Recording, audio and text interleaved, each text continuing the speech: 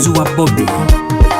Nakawa egenda kwa kaya kana wano mbagamba mwafunye Waiswa ebyammwe byateredde musajja muzira nnyo n'ate mugatta bantu ffe kimo kyatubanja tumuyira akalulu ingini y'abali mwenzo Lord Mayor byalese ku musingi Waiswa ajja kubituusa ku luno omulonde Sefujjo mulina akajanja muli ku kituufu yone yafuna kadi Waiswa mugatta bantu ffenna tulonde Waiswa oliwola bambolera Ikinga mwana watu Waiswa mugatta bantu ffenna tulonde Waiswa oliwola bambolera Ikinga mwana watu amajego nkutaka mufefeta akalulu omalo kasula abeerawo kakumi bayinza okukakwatamu kanosika bulijjo bino byosebo byaddala tulina okukabanja temulonda kintu kyonna mulangi ndala mbagamba bakozesa myufu manvuli ambolera ebiduduma n'okutuutiisa twabiganye luno kirina okugwa twesize katonda waffe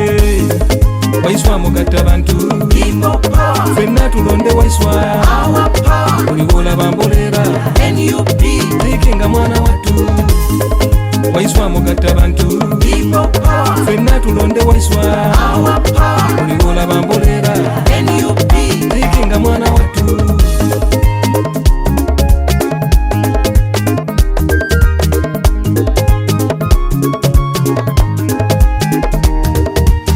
Presidenti Senta Mukyagulanyi atukakasiza Uganda atutwala mu mpya ensi yamukkiriza tasosola mawanga muyira akalulu mukakume n'okkabanja mwoyo gwa ggwanga ono Waiswa wali tagenda tutunda ffenna tusonze muno nakawa ku ntikko twafuna ono twamala mulongo katto weebale kasukaali keeko Waiswa mugatta bantu ffenna tulonde Waiswa oliwola bambolera Ikinga mwana watu Waiswa mugatta bantu ffenna tulonde Waiswa oliwola bambolera Ikinga mwana watu kanonye kakume era waliyo kabanja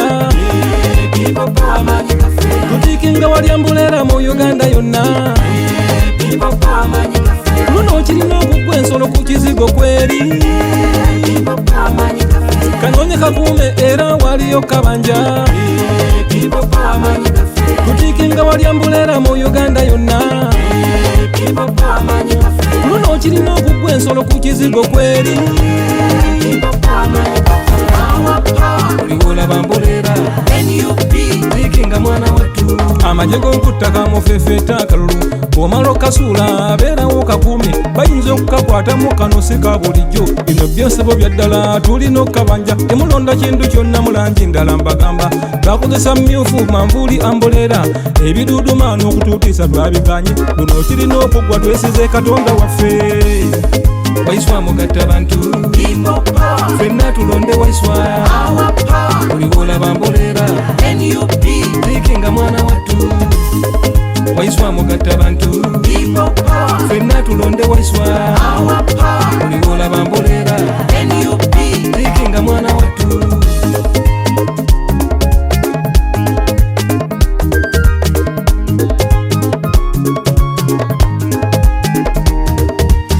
Presidenti Senta Mukyagulanyi atukakasiza Uganda atutwala mu mpya ensi yamukkiriza tasosola mawanga muyira akalulu mukakume n'okkabanja mwoyo gwa ggwanga ono Waiswa wali tagenda tutunda ffenna tusonze muno nakawa ku ntikko twafuna ono twamala mulongo katto weebale kasukaali keeko Waiswa mugatta bantu ffenna tulonde Waiswa oliwola bambolera Ikinga mwana watu Waiswa mugatta bantu ffenna tulonde Waiswa oliwola bambolera Ikinga mwana watu kanonye kakume era waliyo kabanja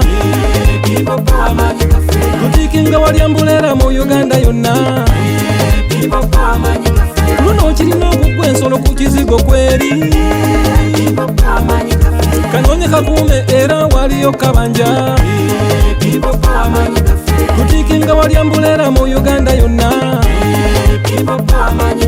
luno kirina okugwa ensolo ku kizigo kweri Dear fellow Ugandans, those here in Uganda and those abroad all over the world, as we start 2026, please receive my warmest greetings and those from the National Unity Platform. In the past year, thank you very much. In the past year, we have lost so many of our people. We lost Honorable Muhammad Sejirinya. We lost Comrade Alexander Marinos. We lost Rajiv Ruparelia. We lost Shaka Sari. We lost Bush Baby and many other valued Ugandans. May their souls rest in eternal peace.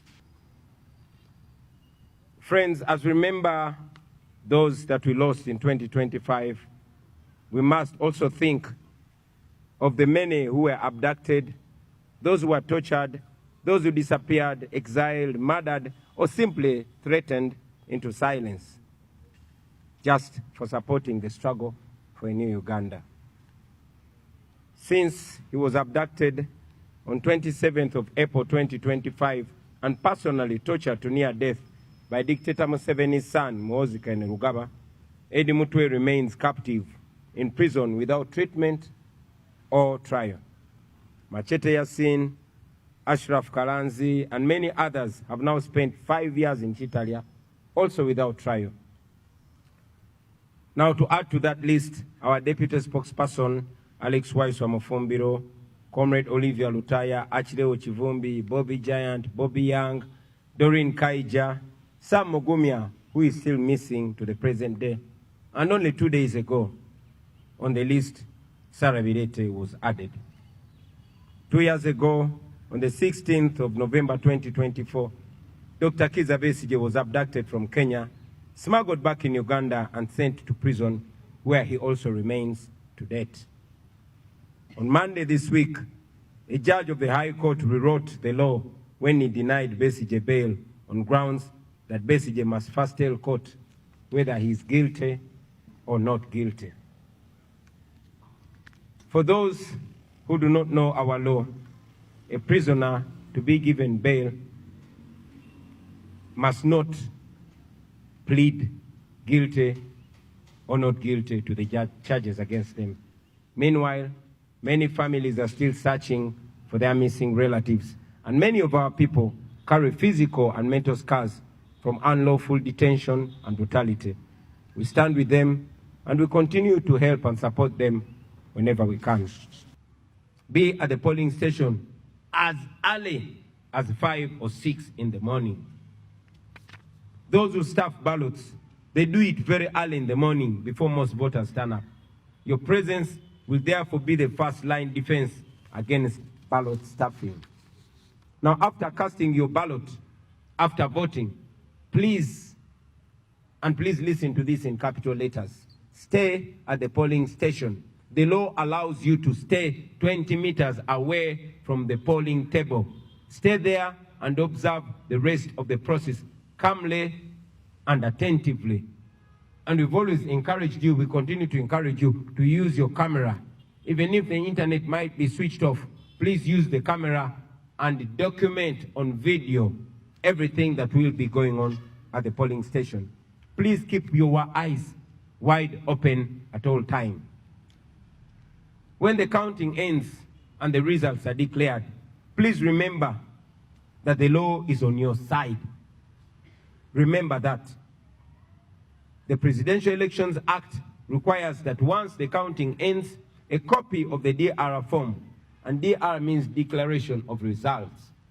So the law requires that a copy of the DR form must be immediately posted and displayed in a very visible place at the polling station for public view. Insist that the presiding officer at your polling station does this. Insist that the presiding officer, wherever you're voting from, pins a copy of the Declaration of Result form at the polling station, and please take a picture of it using your phone. Once the DR form is displayed, let as many of you keep and share that picture. We'll find a way that I might not talk about now of putting and bringing them all together. Now, to our polling agents and other volunteers, The law also allows you to escort the DR forms and sealed ballot paper boxes as they are transported from the polling station to the sub-county or division headquarters, where our agents will already be waiting and watching closely. We encourage you to please escort them, especially you, our brothers and sisters from the border community. Section 58 of the Presidential Elections Act requires all returning officers to electronically share with us in real time copies of each and every return form, tally sheet, and DR form. As soon as they shall have completed the addition of the votes in their respective areas of operation, we shall expect them to strictly comply with this provision of the law. Now, comrades, should the regime attempt to steal our victory, demand for it. Mukabanje. It is allowed in the law. Our constitution guarantees your right to assemble, your right to march, and your right to demonstrate in case they rig election. Do exactly that without waiting for mine or for any other leader's order. Mukanonye, mukalonde, mukakume, era mukabanje.